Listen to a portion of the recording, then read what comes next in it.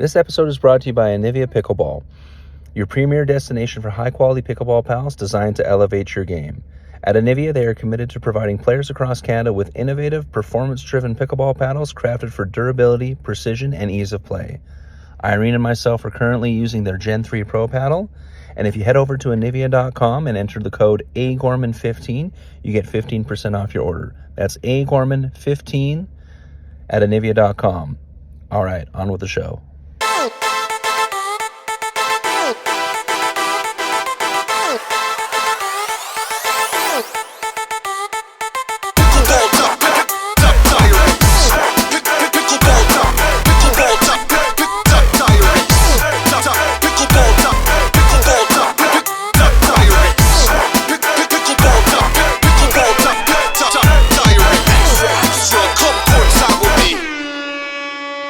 Hello, everyone, and welcome back to the Pickleball Diaries podcast. I am your host, Andrew Gorman, joined as always by my partner in crime and certified pickleball referee, Victor Chan. How's it going, Vic? Good. Good. Just been pretty tired taking care of the baby, which is good. Good tired. I can say, but obviously you have to devote your energy to your little one. She's just grow by the days. Every day is changing for her. Every day she's giving you a different attitude, different smile and stuff like that. So yeah, unfortunately the pickleball takes a little bit sideways because of it, but yeah, it's what it is. No, yeah, exactly. Yeah, and I've blinked now, and my kids are freaking not as tall as me yet, but Clark's starting to get there. He's had a bit of a sprout up as well. So, Nice. and they're both already taller than Irene. So, but yeah. So obviously, as the title would suggest on this episode, PPA is coming to Canada, Vic. Finally, Ooh, big time. Only took a couple of years after a bunch of prodding, and we're going to give a big shout out to Steve Deacon. Clearly, the big factor behind it. And Yeah. Like if you guys remember my interview with Steve Deacon, I think he kind of hinted a little bit that he the reason of also being at the nest is be able to host PPA event, right?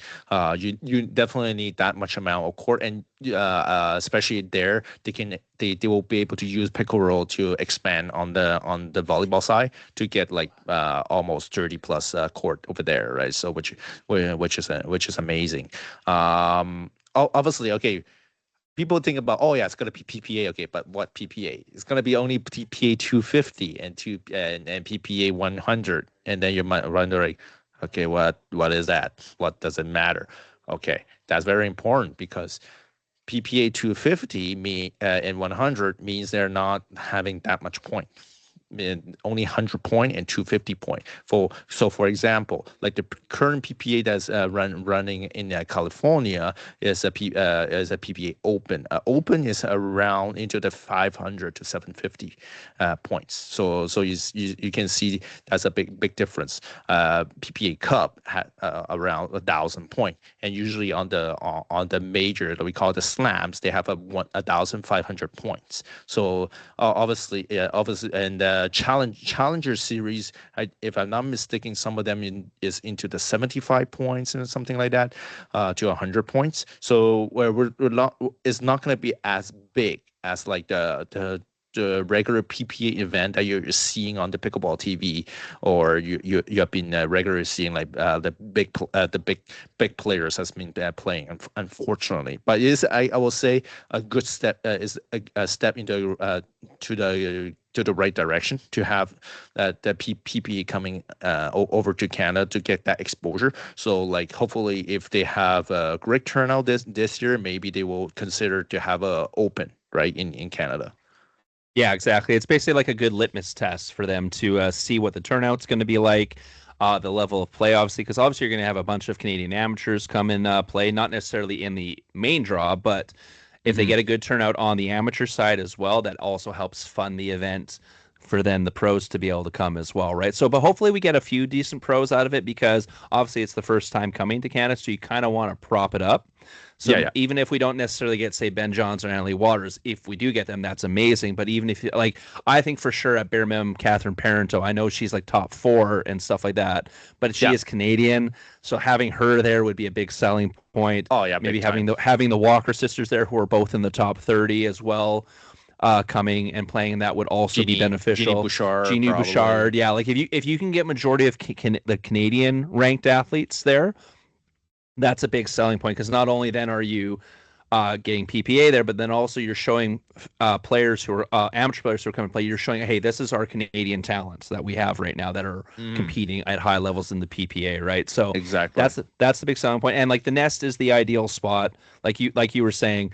Lots of courts. It's inside, so you don't have to worry about weather, any of that. And the other nice thing, just locally wise, it's pretty close to the airport, the international airport in Vancouver.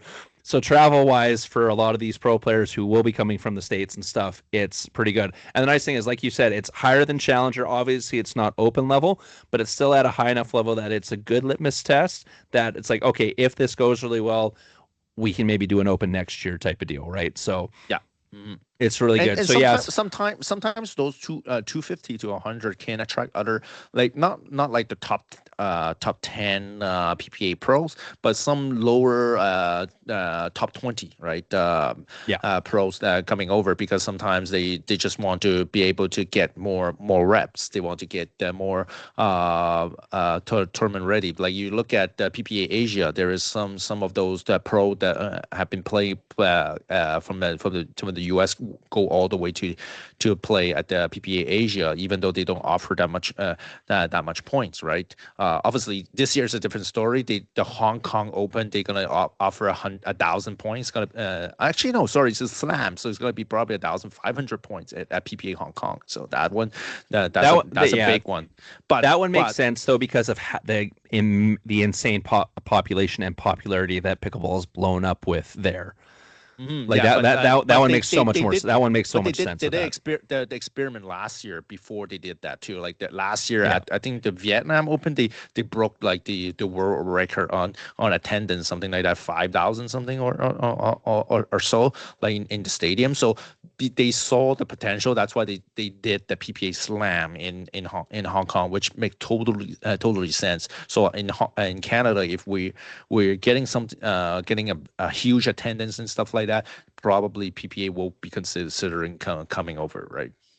Yeah, exactly, right. So yeah, it makes huge sense with that, to do that. So yeah, the dates are July 2 to 5 at the Nest, August 19th to 23rd at the Nest, and that actually lines up the week before Nationals, even though the Nationals are in Toronto, but so you're able to compete in that. Then we have October 22nd to 25th at Ottawa at the Forge, November 26th to 29th in Toronto at the Pickleplex in Downsview. So 4 different events, 2 on each side of the country. My first take on this, Vic, is that I honestly think that the 2 Nest ones are probably going to do better than the Ottawa and Toronto one. Just a quick ad is it's gonna be like the first one in July is gonna be at 120, and then the Vancouver one will be 250. The PPA the one in Ottawa 125, and Toronto is gonna be 125. Just for the information. Yeah, and that makes sense. Also because the Forge and Pickleplex are a lot smaller facilities, so you're not going to be able to have as many people there. Especially if you're only doing it over 3 days like they have there. Whereas because the Nest is much larger. Just sorry. So we might probably we're gonna have to do a little slip. So the Challenger series is actually a 125 to a 250 point. So basically, it appears to be like a PPA Challenger. Oh, perfect. Yeah. So. Oh, we don't have to edit that out. That's good. Like we said, you and me cover mostly the Canada stuff, so getting the PPA stuff proper is fine. But yeah, so I honestly think that the Nest, just because of the size of the facility, is going to get a bigger turnout. Yes, majority of our pros I don't even want to say majority, because majority of our pros are located in BC and in Ontario, right? If we look at it realistically. So those are the two obvious places to go for this. But with the Nest being able to provide more courts, you're offering up the ability to have a larger tournament. Mm-hmm. Yeah, definitely. Right. So there's more spots for amateurs. There's more spots for pros to come in and stuff like that. Like, you don't have to really cap it. Where honestly, the Forge and Pickleplex, I wouldn't be surprised. The only one would be the Forge and the Pickleball. They probably have to cap, but not. They're going to have to cap. Yeah. Unless they're going to extend the days. But yeah, so this is nothing but good news. Like, we've been asking for more tournaments and more high level stuff in Canada. This is a great step in the right direction. Of course, we have like our APA going on. We have NAPP coming in September as well to Vancouver as well. But now, yeah, so now we have both main kind of pro events in North America coming to Canada. We have PPA, have 4 events. Did I say NAPP? APP. No, they say APP. Yeah, APP. Yeah, sorry. APP is coming in September for one event. So this is what we want. We wanted more opportunities for our pro players or for our high level amateurs who are considering going pro to be able to play against top competition or to have events that bring top competition together, right? So this is nothing but good news. And like we said, big shout out to Steve Deacon and the team at the Nest for that. I love the little commercial where Steve's climbing the mountain and plants the flag in the Rockies. That was awesome. Shout out to whoever came up with that idea for that little teaser commercial. But yeah, so I'm really interested. August, honestly, the last 2 weeks of August and the first 2 weeks of September are going to be insane. Now, they're packed for our pro players. So you have the 19th to the 23rd is the PPA. If you're a pro who's not playing in the CNPL, you have nationals in Toronto. Yeah. Right. If you're playing in the CNPL, you're staying in BC because the season finale of the CNPL is in Vancouver. So you need to play on that. So you're playing in that. And then the very next weekend, so like the September, I want to say 5th or 6th weekend, is the APP event in Vancouver. I know. Right? So realistically, if good. You want that for the pros. You want that for the pros. That's 3 straight weeks of events. So like I said, if you're a pro playing in the CNPL, you might as well just hang out in Vancouver for 3 weeks. Exactly. Because you have PPA, then you have your CNPL finals, and then you have the APP Canada Open, I think is what it's called. Right. So you got that. If you're a pro who's not in the CNPL but playing in nationals, you're just going to do a little bit of back and forth. Either way, you have 3 full weeks of events. And also for people who are not pros, you have PPA if you want to play the amateur side or just go watch. You can then watch the CNPL. In Vancouver, and then you can also participate / watch the APP event. Right? So it's just like, that's like the end of August, beginning of September is just insanely packed for high level pickleball, which is awesome. And like we said, we've been asking for this for Canada for a while now, and the fact that it's finally come, like you said, Vic, we're kind of a year behind like the Asia for having high level PPA, but like if this does really, really well, then we can probably see, like you said, like a major next year type of deal, right? So this is like we said, this is a good kind of audition for Canada to show that one, there's going to be good competition there, but also the ability to sell tickets, or at least sell the amateur side of stuff, right? So. Mm-hmm. This is the big thing. Like, so if you're a fan of PPA and you're a fan of this stuff and you're in the Vancouver area, you want to go, if not participate, at least come watch this event and show them that we want this coming in. Because like we said, PPA coming in is more money coming into Canada, more opportunities for players to get sponsorship deals from PPA affiliated things like that, right? So it's a good thing all around. It's going to be very interesting to see now. Hey everyone, we want to give a big shout out to one of our sponsors, Cling Pickleball Compression Wear. They're a Canadian-based company that is made specifically for pickleball players by pickleball players. I personally love their compression socks. I use them all the time when I'm in tournaments. However, they are also the designers of the CNPL Northern Lights jerseys, which you can get at their shop. Irene also loves their ladies compression tops, and she wears those when she plays in the tournaments as well as the socks as well.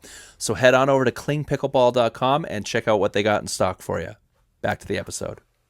With APP coming to Canada, with PPA coming to Canada, now like CNPL is not really affected as much by this, but the APA, which is just now branching out to the rest of Canada, like it's already established in Ontario, and we'll kind of blend this right into the next one, Vic, because they have their first kind of branch outside of Ontario in April in Red Deer. Yeah. Right. And the APA is basically kind of like Canada's version of the PPA. It's doing like regular style play. There's opportunities for pros. There's opportunity for amateur players to play in this. It's been doing really, really well in Ontario. But now the thing is like, okay, is this now going to affect their growth? Because now you have to pay for the organizers like Michael Chow and them. You have to really pay attention to, you don't want to get the same date as a PPA or an APP event. You also don't want to get jammed in between weeks, right? Is the big thing, right? So you want to kind of find your own spot. Yeah, APA is probably in a tough spot. I will say, yeah, but I will say, for this year, they'll be fine. For this year, because PPA they don't only have a couple tournament, and then APP only one tournament. APA will be able to run much more tournaments than them anyway.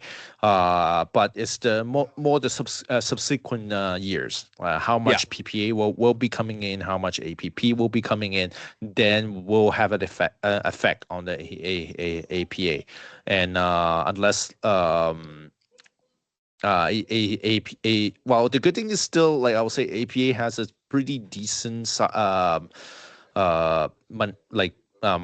prize money. So I will say they're still gonna be able to attract most of the pros and playing, and especially seeing how much pro is like pro tour is having in Canada. And I just want to see if APA can like become like the official tour of like basically the of Canada, just to because just by the seeing of it, there's no way PPA will like have a super big presence in Canada right away, especially a lot of players already used to travel down to the States. So I will say PPA might just test the waters and just put a couple more tournaments there, here and there, but their main focus is still going to be being US and Asia regardless. Yeah, exactly. And APP, same thing. Their main focus is going to be US and Asia, and on top of that, they actually have some European tours, right? So if APA can work with PPA or APP as a conjunction of like an affiliate to be like their like kind of pro tour, but they can still play on the a like people that's on the PPA that have a contract with the PPA tour can play on the APA. Maybe that would be a good thing. But anyway, we're still talking about things that's not even close to be coming fruition. So at the same time, I will say APA will be having the stronger foot in Canada regardless. So especially having Michael Chow that's like having a very good presence in Ontario. But I would say the branching out to the west will be the very tough part. Yeah, exactly right. And it always is, because, and as much as we hate to say this, Western Canada is a little bit fickle. We're not as cohesive as like what Ontario is right now. Like when you see things like the Kling Cup going on in Ontario, where you have all these different facilities joining together to create this massive event. Yeah. Right. That doesn't happen. Like it doesn't happen here in Western Canada. Like a lot of, especially in Alberta, not happening. Especially in Alberta, a lot of facility owners either don't like each other or don't want to work together. especially in Edmonton. Calgary, as far as I've heard, isn't too bad, but like I don't see any combination things going on. Like I don't see this Calgary Pickleball Center working with mega courts or working with the 315 or the YYC, right? Like yeah, like I don't see any of them working together to have like a co-tournament or like, okay, one event's going to be here, one event's going to be there type of deal, right? Whereas you're already seeing that happen in Ontario, right? Same thing in BC. I don't really see that happening. It's kind of like there's a couple small facilities. They do their own thing. Now everyone plays in all the facilities, but I don't see any of the facilities coming together and co-hosting anything, right? So everyone's kind of doing their own thing. They did one not long ago. They did one not long ago at IPOP. Where it was IPOP and who else? There was IPOP, the Pacific Pickleball Club. Oh, perfect. Okay, good. And Fairgrounds. Okay, perfect. Yeah, so there we go. I think BC did. Vancouver did it. Vancouver actually did it very similar to the Clean Club, but it wasn't called the Clean Club, but the BC did it. Okay, good. That's good. I did saw in Instagram like Eugene, McConaughey, couple of Armand and stuff like that. They did something like that. That's good, and I'm gonna call out the pros for that because I know each of those pros are coaches at different facilities, so it's probably them all getting together and willing to play at each other's facilities is probably the big thing with that, right? Which helps. And I think the big problem with Edmonton right now is we don't really have a lot of what you would call mainstream pros in Edmonton. Yeah, and that's the problem. I think that's the biggest problematic in Edmonton too, right? Yes, it's like our two biggest names are what, Jacob and Ava? Yeah, and like that's in Edmonton, right? Yeah, and that's one thing. Yeah, I would consider Jacob and Ava will be the top pro in Edmonton right now. Yeah, and the problem with that is and this isn't ageist or anything, but they're both sub 25. Yes, that's one. But also at the same time is, I hate to say that, is that there's no competition for them. No, and that's what I mean. But they're like you're not going to see like Ava put on an event at the Edmonton Sports Center and then Jacob go play in that. Same thing. You don't see Jacob put on something at the Hub and then Ava go play in that. You know what I mean? And you don't see the pros from like Calgary or Red Deer come up to that. Whereas they will always go down to Calgary or Red Deer to play, but no one from Calgary or Red Deer come up. Right? It's true too. That's true. There's like we just don't see it. Other than those two, there's no other pro camp come basically to Edmonton to even like Joel did a little bit. Joel does a bit at the YAG, but still his home court is Red Deer, is the Pickleplex in Red Deer, right? Yeah, so exactly. And it's one of those things where it's just especially Edmonton in particular, there's just not a lot of that going around. But like APA has come out with a bang. There's already been an insanely good turnout just for they have registration. Already 200 plus registration. There's already very good. Yeah, 200 plus already for the Western Open in Red Deer, which of course me and Irene are playing in. Vic's going to be reffing at least how many of the? You're just not Sunday, right? You're reffing a few of the other days. Yeah, because I'm flying to San Antonio for a course on a week-long course, dental course. Unfortunately, like the main word still is in the way. Unfortunately, in pickleball. I don't make enough money for my living. A lot of people saying, we can make a living out of it. I was like, no, in Canada, not yet, no. But no, yeah, and that's the same with me. There's a reason why I can't. They're like, well, if you notice a couple of our interviews, I'm not on them, which is just work getting in the way, right? So it's exactly. It's just, Andrew it's just one of those things. It has to work, right? There's no way, if even as a podcaster, like we said it. There's like just right now is basically just for us as a hobby. Like we're not getting money out of it. We don't get enough sponsorship much out of it. Good thing we have like good sponsor from MLP, but other than that, that's all we get. Yeah, exactly right. But it is what it is. We're still really young as a podcast, and we're in a very niche podcast area, like for pickleball. So we already know the APA pretty much has like Ontario locked up. for as far as like people showing up for events, because I think they had at one point, I think one of their events they had like 400 plus almost. Yes, that's the one in Ottawa in that Forge. So, so that's why I'll say that's the reason why probably PPA was aiming to go to the Forge, because they saw okay the potential to have 400 plus player running properly. Yeah. And no, that was props to Michael Chow. Michael Chow was making that running perfectly, because in if not mistaken, the Forge does not have more than 10 courts, probably 9 courts or something like that. Yeah, so you really got to be like on the ball with how you're scheduling now. And the APA does run their events very similar to how PPA does, where it starts a lot of times on like the Wednesday and goes all the way, so they have it spread out. That's my only complaint with the APA though, is because I would have loved to play in men's singles, but regular men's singles is on Wednesday and I can't get enough time off of work. I also would have loved to play in the split age category, but that's on Thursday, and same thing, because of work I can only get so many days off, because I was going to get Chris Kennedy from here because he's over 50 now. Nice. To play split age with me, but unfortunately, yeah, it just doesn't work out. And I'm not good enough like I might be the 3.5 national champion from last year. I'm not good enough to play pro singles, which is on the Friday. Yeah, so, it's gonna be tough, like especially when you have the national champ, the open national champion playing with McConnor against you. It's gonna be rough. I was like, that might be a fun video. It's like, hey, here's the to show people the difference. I might bug McConnor about that if we have time while I'm down there. I'm like, hey McConnor, do you want to play a quick singles match, even like to 6? And we can be, hey, this is the 3.5 national champion versus the open national champion. You can see the difference between 3.5 and a 5 point, like a 5.7, right? He will destroy me, right? But like, that'd be a fun video to kind of shoot.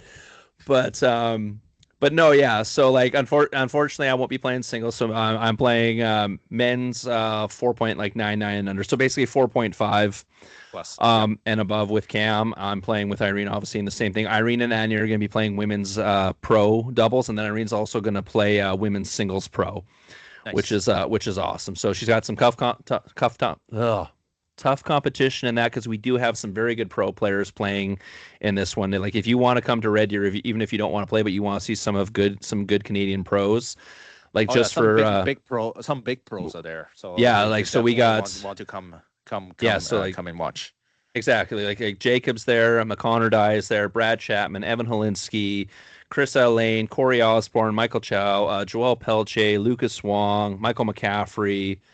Right, like it's just like that's just the men on the side, and then on the women's side you have like Anna Deshenko, you have Kim Layton, and so on. Right, so it's going to be a very, very high level event.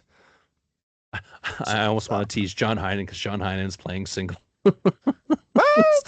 John can be not. No, John's good, but I was like, there's some really like Michael McCaffrey's there, McConnor Dye is there, Brad Chapman, Michael Chow, John has a pretty good drive. It's very. I know, but when he's on, man. I know, but it's like when you have like the national gold medalist, the national bronze medalist. Well, at least he tried. For open, I'm giving them props for trying. Up. I actually blame people sandbagging. Like, playing up is fine. You test your limit is what it is, and it's good to actually test your limit because sometimes you just never know. Yeah. Like, if you some people remember one of my interview with Jacob, like, at this point in pickleball right now, like, if you're on a streak and you're not able to break that people's streak, it's over. You can still win. Yeah. Oh no, exactly right. And like, for me, I'm just looking at it realistically. It's like, okay, I've won 2 single gold medals my entire pickleball playing career. I won gold in 3.0 at the Western regionals like 3 years ago, and then at every other event I haven't even made a podium until I went to nationals and won the 3.5. So like, my plan is to move up to 4.0 now for singles, but I have to at least podium in that to move up to 4.5, and then I have to at least podium to that before I even remotely consider. Well, you're already better than me. Since my silver and 3.0 I don't know how many years ago. That's all. I haven't played singles anymore. Yeah, but you've been reffing though, Vic. Like, so that's your excuse. My excuse is like, well, one, there's not a lot of tournaments in Alberta that have singles at all. Like, True. and like that, and that's my issue this year with that's my only issue this year with provincials. And I guess we'll are we good? Yeah, we can get it. What was the date for APA Western Open? So APA Western Open is April 22nd to 26th in Red Deer at the Pickleplex. So awesome. There's still spots open for registration. So if you want to go and play in that, register up. You can come say hi to me, and Vic won't be there on the Sunday, but he'll be there. I'll be here. I'll try to be here on Saturday at least. Yeah. Well, also depending on how what was the need for referee, right? Also. Yeah. So we'll see. We'll see. At least I'm gonna be there for Saturday. That's for sure. Yeah, we'll get to say hi to Michael Chow and Corey Osborne, and like pretty much half of the Northern Lights are going to be there, and half of the Owls are going to be there for sure. Jason's going to be there, so it's going to be fun. Yeah, so it's going to be fun. So hopefully we can get hopefully we can make even if they're just little quick short interviews, we'll get to talk to them and stuff like that. So that'll be fun. You still have the jersey. We should have them sign. Yes, even if it's just for our own sake, like so I can have it behind me here. Exactly, we'll just have it signed. So, it is what yeah. It is. So yeah, that'll be fun. Remind me of that. We're just gonna have them signed. Yeah. So yeah, we'll bring at least 2 so they can sign it and stuff like that, or maybe we'll bring a couple and have them sign it. Maybe we'll do like at the end of the year we'll do like an auction off or something like that. Yeah. Or some type of giveaway, which should be fun. So yeah. So with that being said, so yes, obviously super stoked about PPA coming to Canada. APP is coming in September, and of course the APA with their expansion this year across Canada. We want that to work out because then it's like we said, just more tournaments. We need more tournaments. Like Alberta is dying right now. Like we have, I think, if you include provincials, we have like maybe 3 before nationals. Because so far there hasn't been a Red Deer Open. There hasn't been a Red Deer Open announced. So there's the APA. There's the season opener in Spruce Grove, and I think then it's provincials. Yeah, provincials, and then there's that Summer Smash at Spruce Grove again, and then that Strathcona County, the Sherwood Park one. They announced. There is the St. Albert Open as always. Yeah, but there's just not that many anymore. In comparison, like Red Deer hasn't even posted and one. That could be a discussion for another time. I just I talk to a couple of players and stuff like that because there is a lot of right now. If you look at the surrounding, especially in the Edmonton area, a lot of like small tournaments that does not count to Duper. A lot of people wants to play in that instead of playing in a real tournament because they don't want to get affected by their Duper. They don't want we did chat about that. Yeah, right? That if you want to hear us rant about people who are like that, then you can listen to the last episode of the podcast. But so that's unfortunate. That's kind of unfortunate, and it's tough for a tournament organizer not seeing the participant that's coming in, and you still have that overhead cost to pay like us as a organizer. Yeah, is tough. Like if you don't have the amount of participant that's going to our tournament, then that dissuade us. And then you got to shut it down a lot because if you can't even cover the cost of rent, right? Mm-hmm. Let alone like referees and stuff like that. So it's one of those things now where, like we said on the last episode, it's just right now that stigma that's with Duper ratings right now where people just want to have the little fun tournaments that don't mean anything and not go and compete because they're worried about their Duper thing. It's just it's killing the competition and it's killing the growth of the sport. But it is what it is. But like we said, we talked in nauseam last episode about that, so we won't. It's gonna be one of those. We're gonna talk. It's gonna be one of those ones that's gonna. It's gonna be a continual earworm that just keeps digging in until mindsets change. Well, actually, we can talk about that later. Let's talk about the provincial, and then we'll talk about something else later. Hey everybody, we want to give a shout out to our sponsor, Tyrol Pickleball. I'm holding their Velocity V shoe right here. It's the orange and teal one. It's awesome, and I love using this on the court.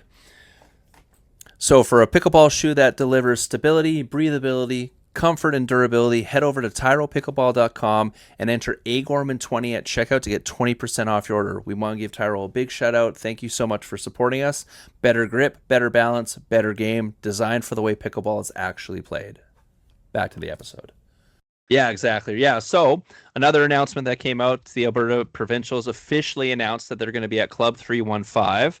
Provincials will be July 16th to the 19th. Registration is already opened, and it's already above 430 participants. So yeah, and then and I think there's some people were wondering why there is some people already registered before the registration date. So on on February 28th. Now I don't know this for a fact, but I'm assuming just because I looked at who was already registered before March 1st, it looked like members of 315 got early access. Gotcha. Right, that makes sense. Come on, thing. So that's why. Perks, right? Yeah, so that's why if you on March 1st were waiting to sign up and all of a sudden you're like, well, why is there already like 8 slots filled in this like 8-slot team thing? Now, they've already started splitting categories up and making categories bigger. Like for example, me and Irene signed up for the mixed 4.5 and up pro. Originally we were on the waiting list. And originally it was 19 to 49, and it was like 16 teams right away. Now they've already divided, so now there's a 35 and over category and a 19 to 34 category, right? Mm-hmm. So the funny thing with that is, it's because me and Irene are older than most of the pros who are signed up. Nice. And we don't have to play like Brad Chapman and or Jake or like Jacob and Ava, which. There's part of me who is kind of like, oh, that's funny. But then there's another part of me that's like, well, I kind of wanted to play against them at that level because I've never played an actual match against Brad. Gotcha. Like I've played against Jacob and Ava. Like I played against Jacob, I don't know how many times. And same thing with Ava, right? Like I played against them before they were ever pros. And I've played won and lost against them and things like that, right? So, and now that they're at that really high level where they're on the they're considered pros, but they're still on that low cusp, and they're still trying to break through, like the big thing. Like that's fun to test my skills against that, because every time I've played Jacob in mixed with Irene, regardless of which partner he has, it's always a close game. Like most of the time, we're going to 3 sets, or if it's not 3 sets, it's like 11-9 or 12-10 or something along those lines, right? So it's. For me, that's always I love games like that where it's super, super competitive, and like, yes, I might not win, but I can walk out of that with my head held high saying that, hey, I just pushed this like pro level player to their limit type of thing, right? So never gotten to do that against Brad, so that would have been a really fun experience. Who knows, it still might get divvied up depending on how many more teams sign up. They might end up changing it. It might be like a 19 to 30. Yeah. And then they might get bumped up with us again, right? But yeah, right now we're in a different. It's been moved to a different division because they're trying to keep each division at a max of 8 teams ish. But they might open up depending on the registration on the other division, and especially I will say for people that's contemplating like, oh, I'm already on wait list, I'm not going to get in. Don't worry that much. I feel don't worry at all because this time 3-on-5 is an indoor facility. It's not like an outdoor facility that they have to take into account. There's maybe weather issue. It's like, there may be a lighting issue, whatever. It's going to be an indoor facility, so it's not going to. There's none of that. It's going to be affecting. So it's just right now they're just more talk about scheduling issue. How they're going to schedule it around it, and depending on how many registration they are forecasting, or so don't worry if you're like, oh, there's so many team already. I'm putting my if I'm put myself into wait list, I'm not gonna get in. Well, yeah. Well, here's another good example. I will say 97 to 98% of the chance you're gonna get in. Yeah, exactly. Well, here's another good example. So like mixed doubles skill 4-5 and above. So not the pro one, but the other 4-5 one.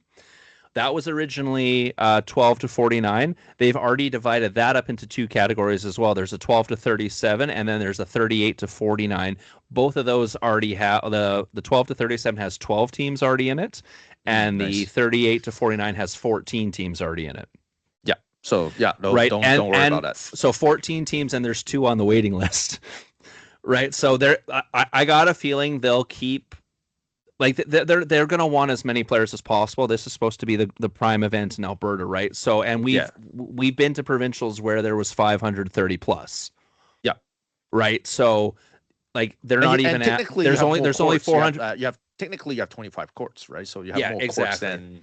courts than in any other facility. So they should be able to go 500 plus easy. Yeah, and I could see them even changing some of the dates on some of these, to be honest with you, because right now they have all the women's doubles being played on the one particular day. They have all the men's doubles being played on the one particular day. Whereas I know before what they used to do, they would separate like the 50 and 60 plus categories and have them earlier in the week.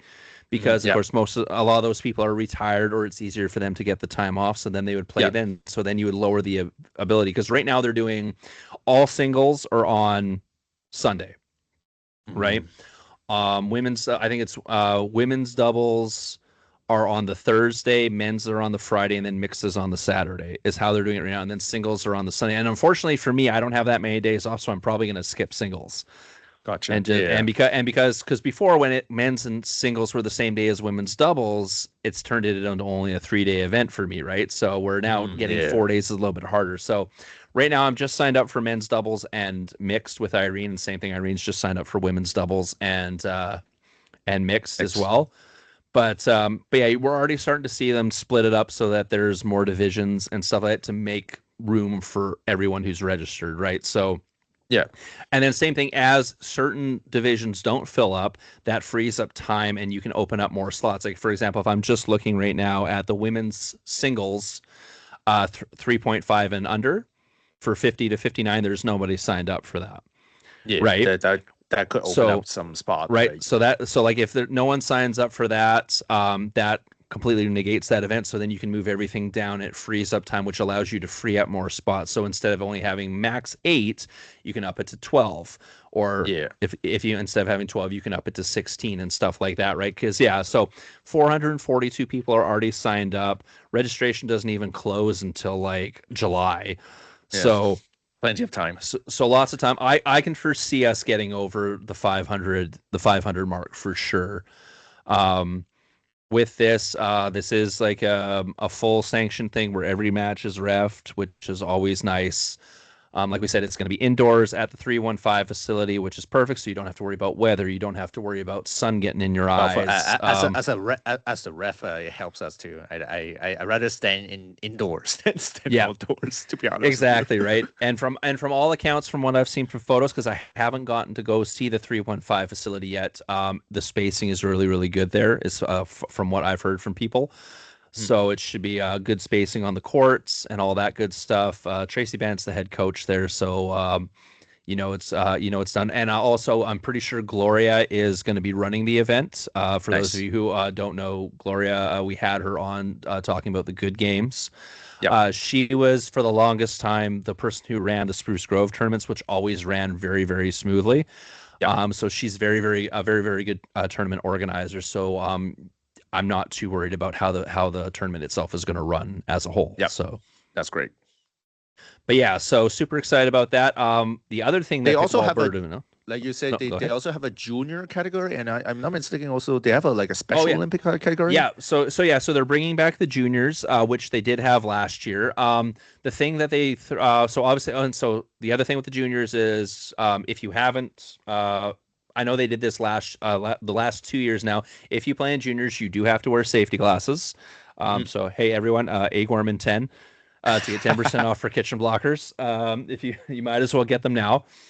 So yeah, the juniors are going to play. And as far as what I read is the way they're doing the juniors is they're having a lot more. They're putting restrictions on the rating, so that way there's not like an 18-year-old playing against like a 14-year-old, and there's a difference of like a 5-0. Jacob is still a junior, right? Yeah, and obviously because of Jacob's rating, he's not going to be playing in that, right? Yeah, so sure. I'm just teasing him. Yeah, but from what I know is that there's like a 12 to 18 category. There's a 7 to 11 category. So there's 7 to 11s and 12 to 18s. So that way you don't have a lot of these kids playing against like way too older. Yeah.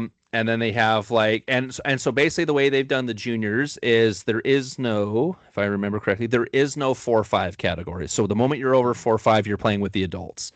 Gotcha. There is a 4-0 and above, but normally if the kid is a 4-0 and above, you can more than likely tell they're going to be playing with the adults, to be realistic. So I'm going to say that you're probably going to see the 3-5 and like the 3-0, or it's not even a 3-0, sorry, it's a 3.499 and under. And then there's a 3.5, and then there's a 4.0 and above category for both boys, girls, and mixed. Yeah, nice. Right. So they have that, and then there also is a para. I don't want to say Paralympics, but para sport. 1 second here. I'm scrolling down to it. So Special Olympics. Oh, Special Olympics. Sorry, co-ed. They got doubles and. So co-ed doubles. So just co-ed doubles is what they have up right now. Okay. So they have 2.0, 3.0, and 4.0 age any for Special Olympics. Okay. So that's awesome. So we'll see if we get some players signed up for that. So right now, there's no one signed up, but like we said, it's still super early.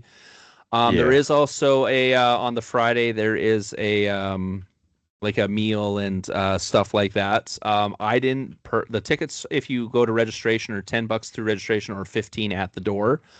I haven't purchased them yet for me and Irene. I'm still debating. We'll see what our plans are before we purchase it. But yeah, like they're pushing the one it being a slightly longer week, and then also the using the indoor facility with all the courts is just the thing to do now. I don't, and like this isn't a shot at Red Deer. Red Deer is an awesome place, and they ran the tournaments really well. But there was always an issue with weather. Almost every time I've gone to a tournament there's always a weather issue that causes a problem. Wind is always an issue over there. Yeah, right. So, and the big thing with this is once this tournament goes and if it's successful, it's just gonna put that in that no one's gonna not want to go to a provincials that's not indoors. Yeah, you know what I mean? Makes sense. Like I'll say every big tournament should be in indoors unless you have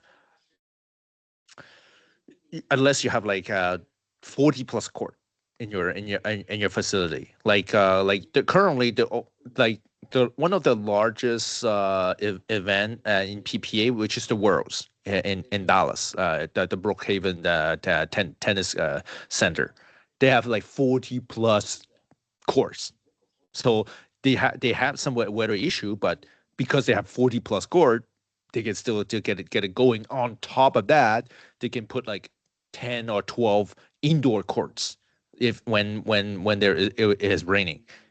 Unfortunately, you don't have something like that in Canada, right? So you there's no way if you have like 500 plus player, you're not gonna say, due to weather we need to condense the schedule or stuff like that.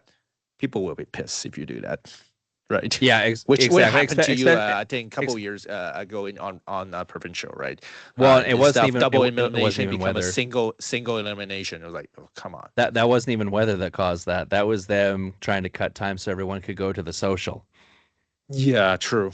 Right. True. So I remember that was even worse. But no, yeah, like I've played in events where I was expecting best 2 out of 3 on the A side, games to 11, and then you get there and then a weather issue causes it to be okay, now it's delayed, it's 1 game to 15, and then on top of that you also can't come back up through the B side. The best you can do is bronze, and it's just like, okay, that's not what I signed up for, because it changes your mindset on how you play.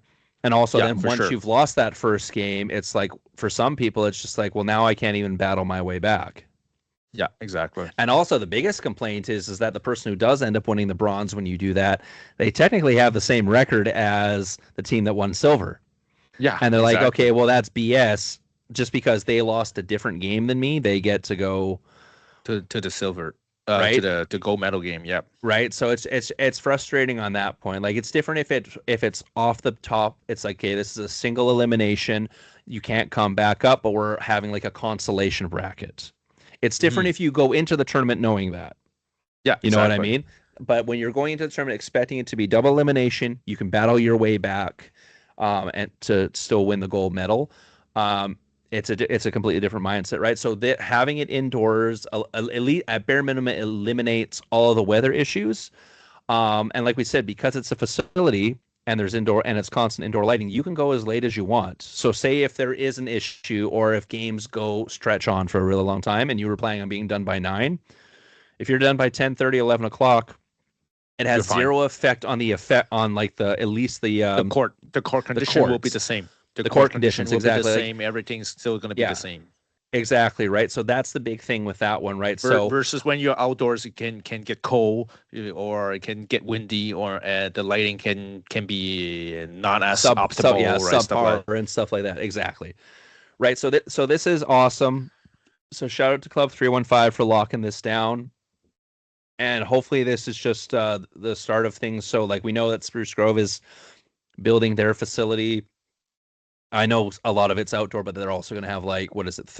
By the time Section 2 is done, they're going to have like 30 indoor courts. Like 14 or 13, I don't remember. But they might be building like 2 sections. So the first phase will be on 14, and then they're going to do another phase later on. Yeah, depending on the demand. I think the first section was, what was it, 20 outdoor, and then like 8 or 10 28 or outdoors. like I now mistaken it was 28 outdoors. Yeah, 28 outdoor, and then like an additional like 10 or something indoors, and then the second phase would be another 10 indoor. It's definitely not 10. It's definitely for sure 14. Okay. No, so 14 to start for indoor, and then an additional 14 in phase 2. So basically like 28 indoors. So you literally have like 68 courts then if you had everything open. Yeah, exactly. Which you can run freaking national, no problem. Yeah, exactly, right? So, like, hopefully by the time that one's built, so then you can at least rotate between, like, Edmonton. I know it's Spruce Grove, but Edmonton area and Calgary, like, you can go, okay, one year it's the north, Nationals, 1 year it's the south, and then provincial or even PPA, whatever. Yeah, right. And then the big thing with Red Deer would be is, yes, we have Fairgrounds there that has 14 courts, realistically only 10 tournament-worthy courts, and then you have Pickleplex that has 9. The outdoor courts are fine, but I would like to see them maybe get the town to invest in getting either a dome or something to put over those 16. A little bit like U.S. Open, like at the U.S. Open, they put like at like Vernon. At Vernon in Vernon BC. too, they put a big dome. I think that would solve the problem. Yeah, and yes, there'll be a noise issue with the dome, but I can live with a noise issue if I'm covered and don't have to worry about wind, right? Like, if you can play, I think it's better than like having to wait on there. Like, oh, that's gonna go. Yeah, exactly, right. So yeah, we're super stoked about that. Like I said, I'm already signed up. More than likely, Vic will be reffing. We'll see. Hopefully, until further notice. Until further notice, we'll say that Vic is going to be reffing. So watch your foot faults, everyone. Oh yeah, foot faults, serve. So big, something very important. I've noticed that a lot. As a lot of just by me watching people, a lot of people have foot faults on their serve, which just because we're not playing in a tournament, they're stepping on the line before they even connected, and also the height of the serve. We are this year. We as a referee, we are really watching your serve. Okay, so if your your volley serve is high or questionable, we are gonna call it. We're gonna call it right away. Where there's no maybe or something. No, I see it, or you make me think that ball was a little high. I'm gonna call questionable service warning right away. Yeah. So watch out. And Vic knows he doesn't have to worry about me because I almost have a submarine serve. So yeah, you're fine. You're fine. But like mine's like below my knees. Other player not so. I know, right? Hey everyone, thanks for tuning into this episode. We want to give a quick shout out to our sponsor, Kitchen Blockers. Me and Irene are sponsored by these guys, and if you're watching the video right now, I'm rocking their new red pair. These are safety glasses for pickleball players, made by pickleball players. They're lens-free, which means zero light refraction, zero frog, scratch-free, sweat-free, and gives you full court vision. If you guys head over to kitchenblockers.com and enter the code AGORMAN10, you can get 10% off your order. Thanks again for Kitchen Blockers for supporting us and this podcast. Back to the episode. The other big thing that Pickleball Alberta announced is that clubs that host Pickleball Canada sanctioned tournaments and utilize refs for all matches can receive up to $1,000 through Pickleball Alberta officiating budget. Now, if you're only using refs for pre-medal and medal matches, it's up to $500. So that sounds like that's Pickleball Alberta giving that money. So that would be on top of if then you also applied for Canada. So I know Canada, what is it, like a 500-ish? Something like that, yeah. So you could literally, if you do this properly, if you do if you do a sanctioned tournament and have refs for everything, you could get $1,000 from Pickleball Alberta and then an additional like 500 from Pickleball Canada. So that's like 1,500 right there just to worry about refs. There's your refs covered almost pretty much. Yeah, you pretty much cover. So like for Calgary Pickleball Club, guys, get on that. Get Pickleball Canada to send you their damn thing, and then get Pickleball Alberta to give you the 1,000, because that cuts some costs down right there. Oh, big time, right? And well, you might be saying I'm biased because I'm a ref, but you definitely, we said it all the time. A tournament or a game without ref is basically a high level rec. Yeah, exactly, right. And I, as someone who prefers like any sport, I prefer any sport I play to have refs in it, especially once you start saying this is competitive. If you're just telling me it's rec, then whatever, rec is fine. I'm not too worried. Most of the time when you're playing rec with people aren't dickish about line calls and crap like that. And a lot of people, Imagine there's sticks on it, right? There, money ball on sticks like that. Unfortunately, the human nature, they're gonna call lines tight. Call lines tight, call stuff out that's in, or like step in the kitchen and not call themselves. Oh yeah, the amount of footfall I see, holy shit. Yeah, exactly, right. Like it's a lot. So the fact that this gives some type of reward for getting officials. So not only is it good for officials that, hey, you guys get more work, and get more practice in. You know what I mean? Because you know, like any craft, the more you do it, the better you get at it. Yeah, for sure. Right. So not only does it do that, but it also, like I said, it promotes having officials there. And I can tell you right now, especially for competitive players, majority of us prefer having a ref there. Oh yeah. I know it doesn't matter what sport I play. I like as someone who played basketball for years and played college basketball, I have trouble going to pick up basketball now.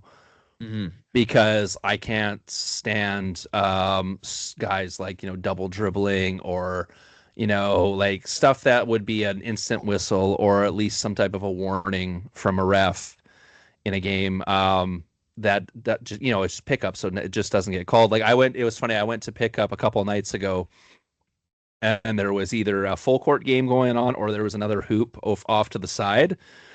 I just went and shot in the hoop off to the side for the entire 2 hours. I didn't even bother joining in on the pickup game because I was just like, I can't stomach it. It just drives me nuts. I am probably playing in a men's league this year in Peace River because it's just like it's like an 8-week thing and like 1 day a week. I need the cardio back. my dad bod's getting a little bit too much for me. Like I'm fine for pickleball. I'm in shape for pickleball. Like I don't get tired at pickleball, but just me looking in the mirror, I'd like to trim down my stomach a little bit. So yeah, running on a basketball court will help with that. But no, yeah, like, so going back to refs, like for me, I always prefer a sport where there's officials. Officials there, because there's a lot of us who utilize the rules to our advantage. Oh, like, for sure. Like for me, like especially like the kitchen rule. Like if I see someone step in the kitchen, guess what? If you don't get out of there quick enough, I'm body bagging you, or hitting it directly to you, so you hit it and you get called for a foot fault or a push off. Yeah. Right, and stuff like that. Like there's things like that where you can utilize the rules to your advantage. And it's not even being cheap about it. It's like understanding how the rules work. That's part of being a good player, is utilizing the rules to your advantage. A good player should know their rules. Yeah, right. Exactly. So it's one of those things where it's like, for me, it's you're playing at the highest level of the sport when there's an official there, because you expect them to be able to call the rules. So like if the other team is, being crap with their line calls, and yes, it's still sometimes the ref doesn't see it, and they're only human in that you can't fault them for that. But at least then you could say, hey, did you see that, ref? And then the ref's going to start looking for it. Right. Whereas before, where if there was no ref there, you're like, really? And then there's nothing really you can do about it. Right. So it's just one of those things. And for me, I can't be one of those people that then calls the next thing out, even though it's in, because I can't turn my brain off. If it's in, and I'm going to swing at it type of thing. Right. Like, yeah. So I think this is a good step in the right direction to at least push for refs. It also gives sanctioned tournaments, because like we were saying before, now that everything's duper, a better weight, right? Because otherwise, like all the other tournaments are entering into the duper, but like I said, it's like just a high level rec, because you basically can cheat your way to win if you want to. Yeah, right. So this adds a little bit more, right? Because we were saying that before. Okay, what is a sanctioned one now? Aside from you're covered for insurance for like by the Pickleball Canada insurance and stuff like that. But at least with this now, okay, it puts the priority on, okay, there's going to be refs there, or at bare minimum refs there for like medal matches and bracket. Like maybe not if it's a round robin, maybe not round robin, but as soon as you get to like knockout stage, there's going to be refs there, right? And and now you can't have the tournament person complain that's like, well, we didn't have enough money. Well, you can apply. Pickleball Alberta's going to send you money. Pickleball Canada's going to send you money. So what is the actual? So what's you have no excuse now. Yeah, exactly. Right. And like me and Vic are like, man, too bad MILP wasn't covered under that, because we would totally, totally use that, right? So, but that's we said, that's another thing. Yeah, that's a discussion for another time, because they don't consider the MLP style scoring as whatever. Yeah, even though it's literally almost identical to the scoring that they used at the team event at Nationals. What you gonna do? But it is what it is. So, but yeah, so like we said, so that's something to super look forward to for like one Provincials being in Calgary at the 315. I'm super stoked about that. The new thing to help get refs in, obviously. PPA. There is one other tournament that we didn't talk about, Vic.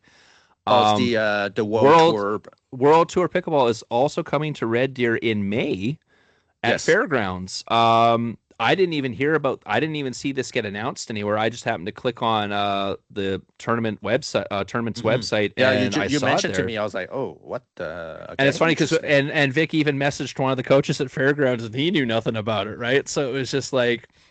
So I don't know if this event is refed. I don't know if it's written non-sanctioned. So I was like, oh, it's written non-sanctioned. So that means there's not necessarily going to be refs, but it did say that the scores would be entered into Duper. So yeah, but that's every tournament. Every tournament is entered into Duper, so. Right? And like the Fairgrounds is a nice facility. Like I said, there's 4 courts there where I'd say it's not really tournament worthy, just because that vent is hanging really low. Yeah. The rest of the courts there are nice and fine, very colorful, and looks good. But that's the one big thing for me. Is like, especially because someone like me, who I only have a limited amount of RTOs and stuff like that. The nice thing is it is only a 2-day tournament. The weird thing with the 2-day thing is that they're planning on doing doubles in the morning and then singles in the afternoon. So I'm assuming one day they're doing men's and women's doubles, and then it'll either be women's or men's singles in the afternoon. Then the next day will be mixed doubles, and then probably the other gender in the afternoon after that. So if you're planning on doing all 3, make sure you got lots of Gatorade or whatever electrolyte drink you want, because if you're playing in all 3 and you go far in all 3, man, your legs are going to be toast after that, right? Well, we'll see. We don't know yet. We'll see. We'll probably reach out to Jonathan, because of course he's the manager there, and find out what it's all about. Because I'd be interested, because there's nothing going on in May, honestly, as far as tournaments are concerned, aside from CNPL stuff. Yeah, CNPL is busy though. Yeah, CNPL is busy. They got their first 2 events going on, but as far as like Alberta itself, there's nothing really going on. So I'd be interested to see if that fills up a little bit in kind of that like the calm before the storm, month type thing. Because as soon as June hits, it's off to the races, right? As far as tournaments and events going on. But yeah, so speaking of CNPL, we might as well do a quick recap on to remind everyone when everything is. So first event is the regular season opener on May 9th and 10th, and that's going to be in Oakville. Yep. May 23rd and 24th is the Western Split, and that's going to be actually in Windsor, so that's going to be hosted by the Detroit Windsor Drive, obviously. Nice. June 6th and 7th, the Central Split in London, Ontario. June 27th and 28th is the mid-season event, and that's in Guelph. So here, I'll list them off, and I'm going to explain to everyone the difference between some of these. Then July 18th and 19th is the Metropolitan Split in Newmarket, Ontario. August 8th and 9th is the Eastern Split in Collingwood. August 11th is the trade deadline. Nice. August 29th to 30th is the regular season finale, which will be at IPOP in Vancouver. September 1st, they're also doing the season awards ceremony, which will be in Vancouver. I'm hoping they broadcast that this year because I know they did it last year, but they didn't really broadcast it. So we just kind of heard through the grapevine who won what award. Like we did our own awards here on the podcast. Yeah, I know. But yeah, I'm hoping that gets broadcasted this year, which would be nice. And then, of course, September 25th, 26th, 27th is championship weekend. Location still hasn't been decided. I'm interested to see where that's going to be, especially now that we know how packed the end of August and September are. It might almost be good just to keep it in Vancouver because they're going to be there almost the entire end of August. Some player will probably complain. The East player will okay, no. Yeah, but you know what I mean. But it's interesting. So, for those of you wondering, so we have what are called. So we have like when I say mid-season event, Eastern Split, Metropolitan Split, stuff like that. So the splits are there's only going to be 4 teams at those events, kind of like it was last year where we had the Eastern Split, the Western Split. Yeah. And you just had the West teams playing the West, you had the East teams playing the East. So that's going to be the same thing. But then same thing for the Central Split and the Metropolitan Split. Only 4 teams are playing in those. Now, we don't know exactly which, aside from East and West ones, for the Central and the Metropolitan, we don't know which teams are playing in which yet, because CNPL hasn't officially announced those yet, but we can assume that the Western Split's going to be the West teams, the Eastern Split's going to be the East teams. I'm assuming you're going to have kind of a mishmash for the Central and the Metro. Now, the regular season opener, the mid-season, and then obviously the regular season finale, all 8 teams are going to be there. Nice. Right, so that's going to be where you're seeing more of the crossover games, kind of like we saw last year. Yeah. Obviously, there's more events this year, so the teams are playing more games. So I'm interested to see schedule-wise how many. I'm assuming you're going to get more games against teams in your own division than you are against teams in the other division. Either that, or you're going to split it right down the middle and play. Like, say if they all play 20 games each, you play 10 versus 1, 10 versus the other side type of thing, right? We're not sure about that, but at the same time, this year they open up to allow you to utilize the whole 6 roster, right? So yeah, exactly right. So with that substitution rule coming into play this year, and we saw from the rosters of a few teams look like they're planning on utilizing it, where you have a few other teams that looks like they're probably not going to utilize it as much. It's going to be interesting. It's going to be interesting to see how they navigate this, because basically, aside from the month of July, every month starting in May has 2 events. So like May has 2 events, June has 2 events. You have just the one in July, but then August has 2 events, and then September doesn't have 2 events, but that's because there's the APP event the weekend after the August regular season finale. So like you have the August regular season finale on August 29th and 30th. You have the awards ceremony on the 1st of September. And then that very next weekend in Vancouver, that APP event, which is co-hosted by the CNPL, is taking place in Vancouver as well. So you're assuming majority of the players are staying for that. Yeah. right? And then you have the championship weekend, September 25th, 26th, and 27th.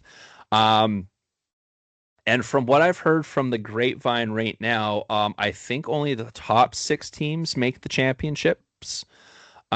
This isn't confirmed yet, at least as far as what the CNPL is now. It's just, but from talking to a couple players and talking to a couple team, either coaches or owners, that sounded like that was kind of the plan they were aiming for. Gotcha. So, like, I'm assuming then what you're probably going to have is like the top 2 teams kind of get a bye, right? And then the other 4 play the first and second place team. Then you go from there to semis and finals.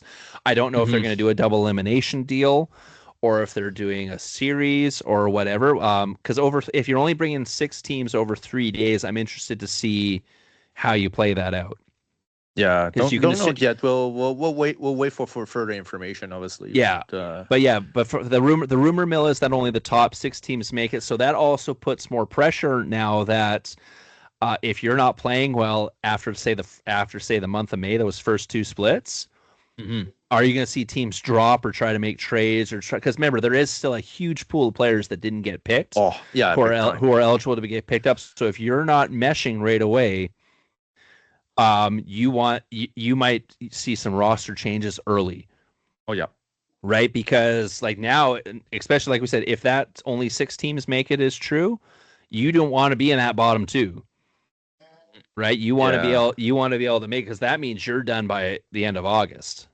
And you don't get to play in that championship thing, right? So it's going to be interesting because, like we said, there was a couple teams that were put together where we said they might start off slow and then might pick up. And then we also said there was a couple teams that might start off fast and kind of everyone might catch them. So you can't really afford to start too. So like you can probably get away with the regular season opener not being great, but if you don't get the Western splits, and the big thing is the Western split is in May, but then the Eastern split is not till August. So there's like the Western teams are gonna get to look at their teams a lot closer right off the bat, because they're going to have the season opener and then the Western split. But then there's the Central split in June.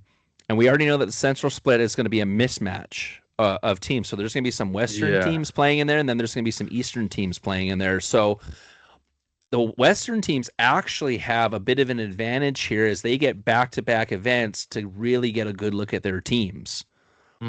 Whereas there's going to be a couple of Eastern teams there where if you don't play in the Western, and then if you don't play in the Central, you might not get your second event until the mid-season event. Yeah. Right? So if you don't play really well in that first regular season opener, and then if you don't play in the Central splits, that means come June 27, 28, you then only have 2 more events.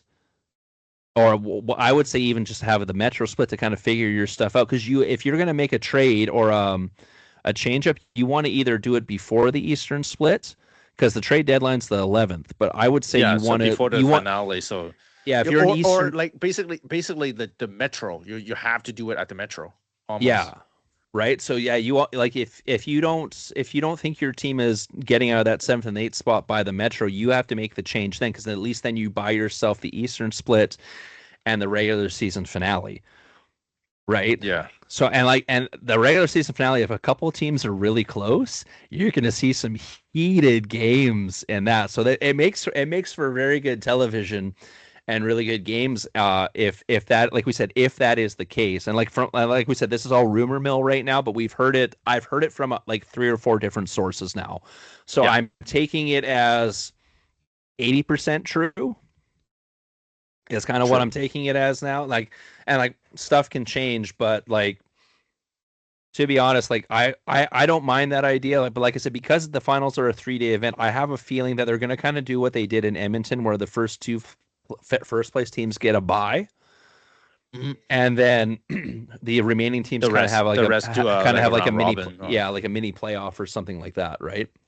Yeah, we'll see. We'll see, but time will tell. and more information to follow, obviously. Well, and the nice thing is we can bug Michael Chow and them about it in April before the event even starts. So, Michael, get ready because I might grill you with questions. But aside from that, is there anything else, Vic? Do we have any?